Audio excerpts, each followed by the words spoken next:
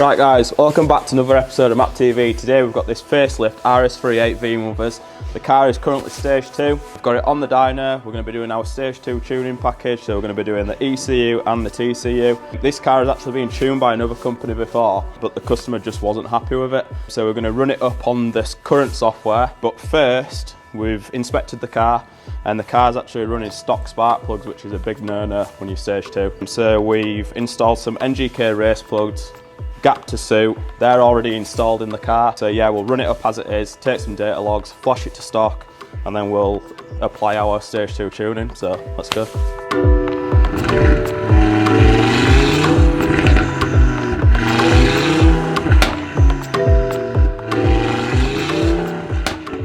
Right, so surprisingly, the car didn't even do a full run. So it got to 5,000 RPM and then went into limp mode. Looking back at the logs, they were requesting 1.7 bar, but we're actually achieving 2 bar of boost. So it was spiking to 2 bar, shutting the throttle plate by 70% to try and bring the boost back down. And then it was doing everything it could to try and get the boost back in line, and then couldn't, so it went into limp mode. This car's been running around at 2 bar of boost on stock plugs, and yeah, this is not good at all.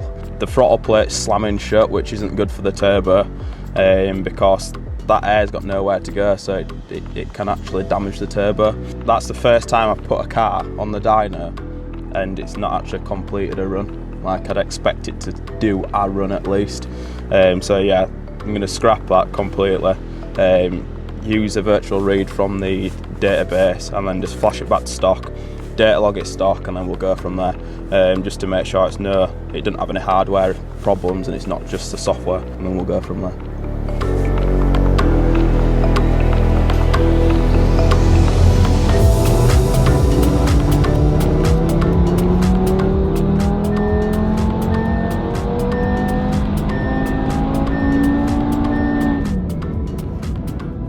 So as suspected, flash the car back to stock, the car runs perfectly fine. So the car actually runs 435 brake horsepower and 400 foot-pound of torque.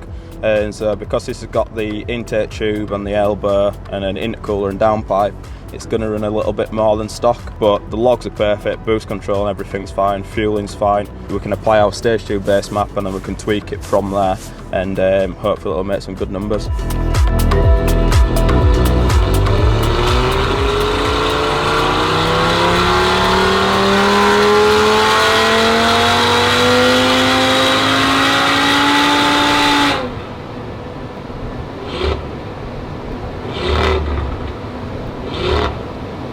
After about 10 or 11 revisions, we've got the car dialed in now. It's running 1.7 bar flat.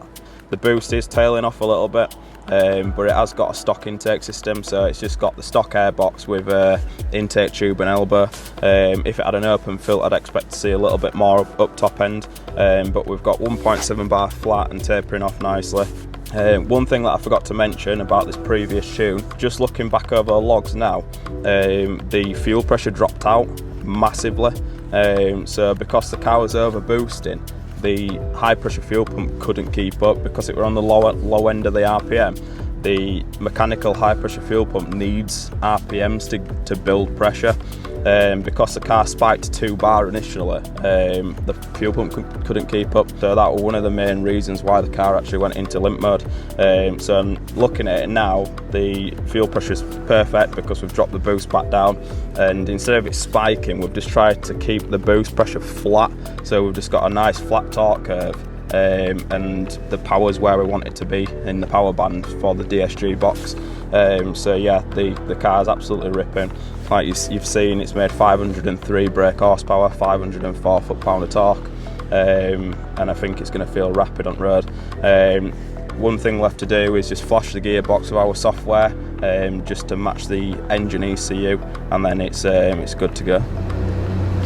Right, so one thing about these facelift RS3s is when the car's in dynamic, the valves open while stationary, but as soon as you set off moving, the valves shut again until you get over 3,000 RPM or a certain load point. When you put like a downpipe and a secondary cat delete on them, When the exhaust is a lot louder, it becomes very annoying because you're stationary, it's loud, you set off, it's quiet, you get to 3k, it becomes loud again. So what we've done in the software is we've made it so dynamic is valves open all of the time.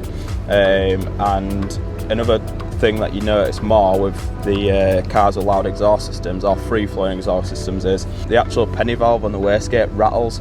So when you first start them up on a morning or the first start for a while driving, you can hear the wastegate penny valve actually rattling through the exhaust system, and you can hear it rattling from the exhaust at the back. It actually makes them sound like they're broken.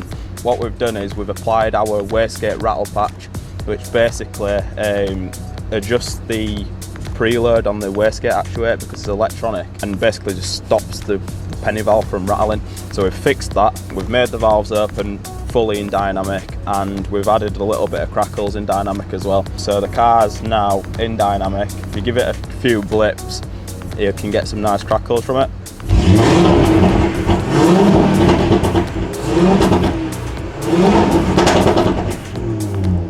And then if you put it back into comfort, the valve's shut fully. It's nice and quiet again. So yeah.